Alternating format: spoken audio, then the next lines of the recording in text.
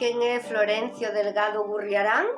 Efectivamente, o protagonista das nosas letras galegas do 2022. Estiven recollendo algúns rasgos para que todos o coñezamos un poquinho mellor, posto que se di que coñecer é amar, pois se o coñecemos mellor, valoraremos a importancia deste home para a nosa cultura. Mirade, Florencio naceu no 1903, casi co século XX, en Córgomo, no Barco de Valdeorras. A súa familia, firmemente vinculada á terra, inculcalle o amor ao medio, á natureza, á cultura e á lingua galega. Aínda que pasa toda a nenez indo e vindo de cidade castelá dunha a outra, estudando, chega todos os veráns a Valdeorras. Non esquece a súa terra, imposible esquecer as súas veigas maravillosas e o seu sil atravesándoa. Volverá tamén despois cando lle falece a súa mai e remate a carreira de Dereito, convertido xa nun abogado para instalarse ali e arrancar unha nova vida. Participará activamente do mundo político, sendo membro do Partido Galeguista no 1933 e tamén nas eleccións da Segunda República. No 1936, como sabemos todos, comeza a Guerra Civil Española.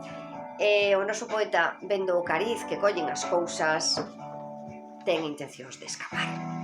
O coñecemento que ten o seu irmão Lucio dos montes da zona vai axudar moito para poder escapar ata Portugal primeiro e despois ata Francia. É ali en Francia onde se atopa a compañeiros republicanos e ali sorprenderáos a victoria do bando nacionalista, polo tanto, axudará a moitos exiliados a cruzar o Atlántico cara a unha nova vida. Instálase en México pensando que pronto volverá ao seu Valdeorras, pero a vida ten outros plans. Forma familia con Celia, filla de emigrantes galegos tamén, que coñece ali, e coñecea nun momento no que ela lle está tratando de vender uns zapatos. Porque o amor, xa sabemos que ten estas cousas. Realizará ali moitos traballos ata que se asenta nunha empresa farmacéutica na que xa se xubila. O seu traballo máis importante foi xunto aos emigrantes galegos, cos que formou unha rede cultural galega imprescindible para coñecer a nosa historia. Ten obras moi importantes como Galicia infinda, Bebedeira, O soño do guieiro e poesía inglesa e francesa vertida ao galego. Bueno, Florencio foi un home fiel e leal ao idioma galego. Eso di Xesús Alenso Montero, que foi o primeiro que estudiou a súa figura.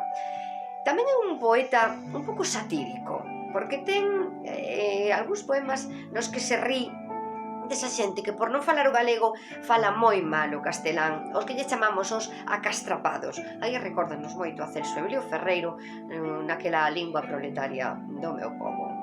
Bueno, decir tamén que, é unha poesía política coa que canta a patria galega e a súa matria, os homes e mulleres de Valdeorras, os viños da súa comarca natal. Para rematar direivos que hai un detalle moi bonito de Florencio. O padre Seixas xa fixera a primeira misa en galego, pero Florencio participa da segunda misa que este padre oficia na nosa lingua. Acompañado por Fernández del Riego, do galeguista importantísimo, o día que ve como soa a homilía na nosa lingua, Florencio botase a chorar. Cando remata a misa, vai onde o padre Seixas e dille, dándolle unha aperta: isto non o imaginaba eu nin nos meus mellores soños. Porque Florencio pensaba que se o galego estaba en todas as facetas da vida, o galego estaba salvado. Pois damoslle hoxe moitísimas grazas a Florencio Delgado Gurriarán, honrando o seu recordo, por axudarnos a salvar a nosa lingua, a nosa fala, o noso querido galego, o noso querido idioma. Recollín isto para todos vos, espero que vos guste, se vos gustou dadeslle o dediño e aquí participamos todos do Día das nosas maravillosas letras galegas. Un biquiño a todos.